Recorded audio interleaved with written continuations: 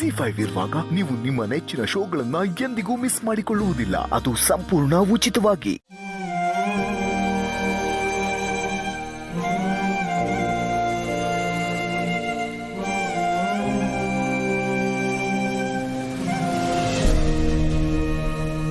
ಮಾಧವರೇ, ಇಲ್ಲೇನು ಮಾಡ್ತಾ ಇದ್ದೀರಾ? ನಿಮಗೋಸ್ಕರ ಎಲ್ಲರೂ ಅಲ್ಲಿ ಕಾಯ್ತಾ ಇದ್ದಾರೆ, ಬನ್ನಿ.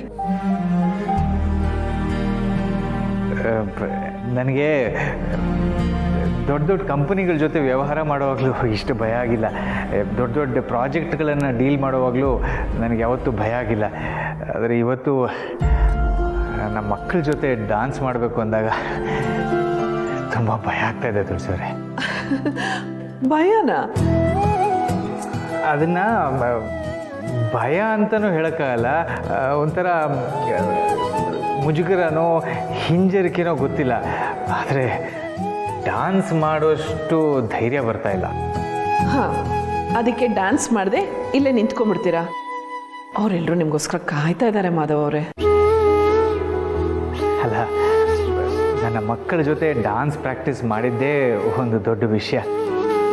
ಅವ್ರ ಜೊತೆಯಲ್ಲಿ ನಾನು ಡ್ಯಾನ್ಸ್ ಮಾಡಿದ್ದು ಅದೇ ನನಗೊಂದು ಆನಂದ.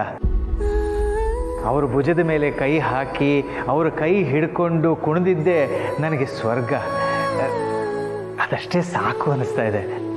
ಇಷ್ಟು ಜನಗಳ ಮುಂದೆ ನಾನು ಅವ್ರ ಜೊತೆ ಡ್ಯಾನ್ಸ್ ಮಾಡೋಕ್ಕಾಗುತ್ತೋ ಇಲ್ವೋ, ಆಮೇಲೆ ಇಮೋಷ್ನಲ್ ಆಗಿ ನಾನು ಸ್ಟೆಪ್ಸ್ ಮರ್ತೋದ್ರೆ ಅನ್ನೋ ಆತಂಕ ಆಗ್ತಾ ಇದೆ. ಅಯ್ಯೋ, ಏನು ಮಾಧವ್ ಅವರೇ, ಒಳ್ಳೆ ಚಿಕ್ಕ ಮಕ್ಕಳ ಥರ ಮಾತಾಡ್ತೀರಲ್ಲ. ಮನೆ ಯಜಮಾನ್ರು ನೀವು, ಈ ಕಂಪ್ನಿಗೆ ಮಾಲೀಕರು ನೀವು. ನೀವು ಈ ರೀತಿ ಮಾತಾಡ್ಬೋದಾ? ಮನೆಯವ್ರ ಎದುರಿಗೆಲ್ಲ ಡ್ಯಾನ್ಸ್ ಮಾಡಿದ್ದೀರಾ ಅಂದಮೇಲೆ ಈ ಕಂಪ್ನಿಲಿರೋರು ನಿಮ್ಮ ಮನೆಯವರು ಅಂತಲೇ ಯಾವಾಗಲೂ ಹೇಳ್ತಾ ಇರ್ತೀರ. ಅಂದಮೇಲೆ ಇವ್ರ ಎದುರಿಗೆಲ್ಲ ನೀವು ಡ್ಯಾನ್ಸ್ ಮಾಡ್ಬೋದಲ್ವಾ? ಆದರೂ ನೋಡಿ, ನಿಮ್ಮ ಮಗ ದೂರ ಹೋಗ್ತೀನಿ ಅಂದಮೇಲೂ ನಿಮ್ಮ ಕೈ ಹಿಡ್ಕೊಂಡು ನಿಮ್ಮ ಜೊತೆ ಡ್ಯಾನ್ಸ್ ಮಾಡ್ತಾ ಇದ್ದಾನೆ. ಅದರ ಅರ್ಥ ದೇವರು ನಿಮ್ಮನ್ನು ಒಂದು ಮಾಡಕ್ಕೆ ನೋಡ್ತಾ ಇದ್ದಾನೆ ಅಂತ. ಅಭಿ ಯಾವತ್ತೂ ನಿಮ್ಮ ಕೈ ತಪ್ಪು ಹೋಗಲ್ಲ. ಮಕ್ಕಳು ನಿಮ್ಮ ಜೊತೆ ಡ್ಯಾನ್ಸ್ ಮಾಡ್ತಾ ಇದ್ದಾರೆ ಅಂದರೆ ಖುಷಿ ಪಡಿ, ಭಾವುಕರಾಗಬೇಡಿ. ಭಾವನೆಗಳು ಸಂತೋಷ ಕೊಡಬೇಕು, ಭಯ ತರಬಾರ್ದು. ಇವ್ರು ನನ್ನ ಮಕ್ಕಳು, ನಾನು ಇವರಪ್ಪ, ಇವ್ರ ಜೊತೆ ನಾನು ಡ್ಯಾನ್ಸ್ ಮಾಡಿದ್ದೀನಿ ಅಂತ ಎಲ್ಲರ ಹತ್ರನೂ ಹೆಮ್ಮೆಯಿಂದ ಹೇಳ್ಕೊಳ್ಳೋ ಹಂಗೆ ನೀವು ಡ್ಯಾನ್ಸ್ ಮಾಡಬೇಕು.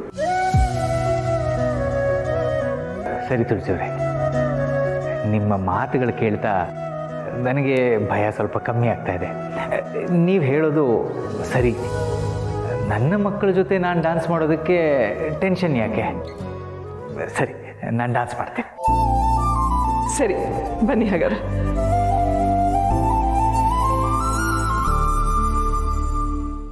ಜಿ5 ಆಪ್ ಡೌನ್ಲೋಡ್ ಮಾಡಿ ಎಲ್ಲಾ ಸಂಚಿಕೆಗಳನ್ನು ಸಂಪೂರ್ಣ ಉಚಿತವಾಗಿ ನೋಡಿ.